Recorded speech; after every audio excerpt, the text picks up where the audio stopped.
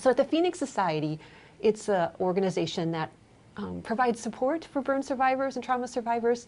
We have 3 awesome tools that I'd like to talk to you about as far as navigating the social world.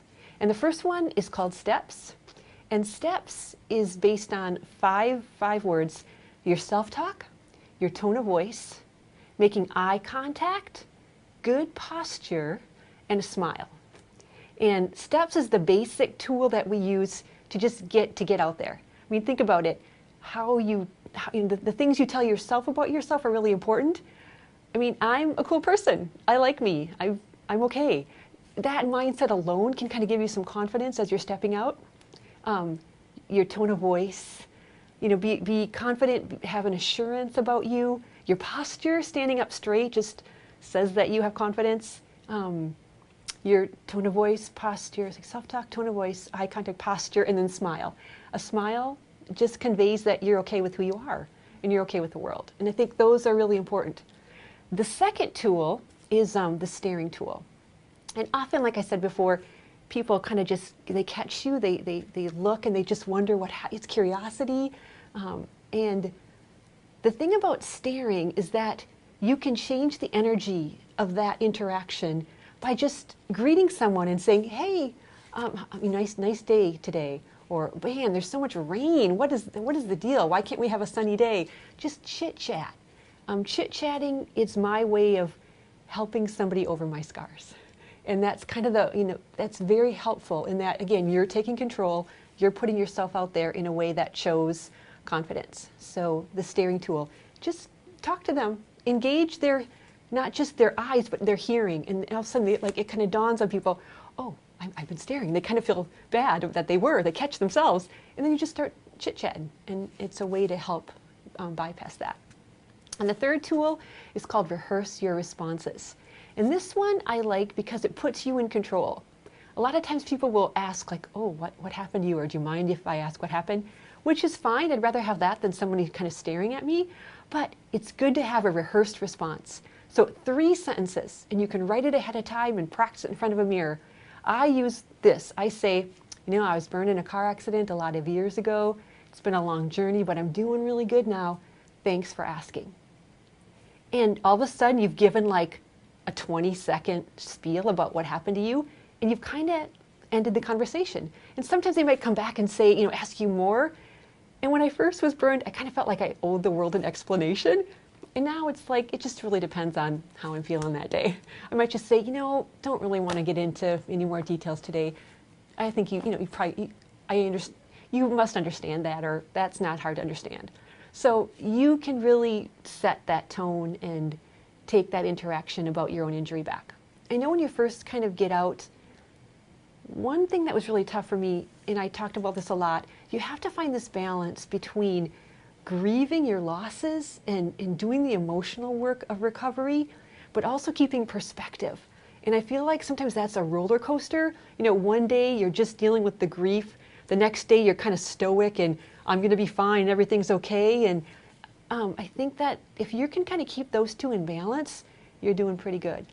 I went to the point of sort of minimizing sometimes the grief. I kind of shoved the emotions all away, and I was just very I'm okay, this is my life, I'm going to take it back, where I kind of didn't have a good balance. So a decade down the road, I'm in counseling, and I wish I had done it earlier. You kind of have to gauge that yourself, but I just think it's really important to let yourself grieve your losses, while also keeping the perspective of, what, I still have my hands. I mean, there's 100 things I can be grateful for as well, and that's kind of that rational perspective keeping. But then there's also, what, the losses are huge. I have a different image now. I have to rebuild my identity in a new way. People aren't responding to me the way they used to. When you lose, especially your face, there's this identity crisis that you just have to slowly but surely kind of find your way through. And I don't think anybody can tell you how to navigate that. I mean, people will be there for you if you want to talk it through and, support groups and things, but that's such an individual thing of adjusting to the new image, whether it's, your hands or your legs or whatever part of you has the scars. It's an adjustment. So you've got to give yourself time and, like I said, doing that balance of the grief and the perspective. I think that's important. So these are my 3 pieces of advice that I give out: to look in, to look up, and to look out. And looking in is that first sense of doing the grieving and the rational, the perspective giving. It's really important. I think another one of my lines is that a catastrophic injury requires catastrophic understanding. And so to me that means don't minimize what's happened to you. A burn injury is a really big deal. And so for me, Miss Stoic, right, I had to go, no, this is huge. This has changed my life. I need to do that grief work. So looking in, get in touch with you, with your feelings, with who you are. I kind of talk about how I'm a bit of a closet cynic at times, but I also have this Pollyanna side that's like, everything's fine, I'll be okay, no big deal. And I kind of have to balance those. And part of my cynical side, there's some anger lurking in there that I have to deal with the anger.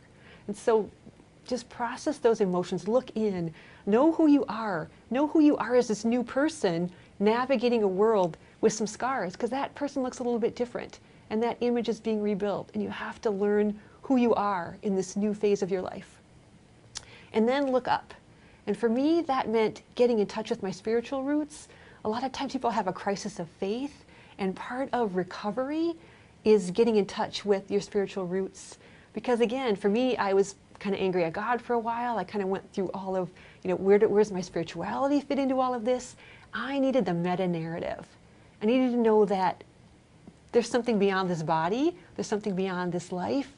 I just needed that for meaning and for perspective. So I talk about, that's a good thing to look up, to figure out where you're at spiritually. And the third one is to look out. And that's where my line about the shared camaraderie, that power in being with other people, is important. You have to find new meaning in your life. And for a lot of people, that takes them very far from the burn center. They kind of get back into life, find a new niche. I was going to be in public broadcasting, and I changed over to psychology once I was burned, because I felt like, all right, how do I make this injury work for me? How do I find a new niche in life? And that may look very different post-injury than before. And that's okay, work with that transition.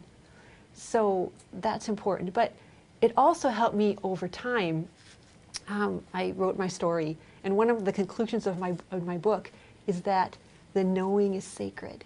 That there's something about this experience, that I have a knowledge and experience base that I never would have had without it, that I have something to give back. And you do too. And don't downplay that. And so meaning for you might be coming back and volunteering at the Burn Center. We have a great volunteer support program called SOAR, which is through the Phoenix Society, Survivors Offering Assistance in Recovery. People need you. I think that you have something to say to people who've been through the same trauma that you have. And so if that helps you find meaning out there, we would love for you to be a part of the community and part of our volunteer group. But whatever it is, you have to find kind of that new, maybe not new path, maybe you'll go back to your old path. Maybe meaning for you was your family, and you redefine that again post-injury. Whatever it is, you have to find kind of that new niche that keeps you going, that keeps you focused on something, gives you new goals, finding your journey back to life. And we're here to help you with that too. We would love to, we've got a great writing group that we have every year called Right Around Portland, a really cool org in the city. And that's just a way for you to get your thoughts on paper and to do that grief work and to kind of think, okay, what are the next steps for me? How do I get back into life in a way that's meaningful and that gives me purpose and a new identity and something that helps me, keeps me out of depression, and just, gets my focus back on moving forward. Because we're all just trying to move forward ourselves and help others move forward.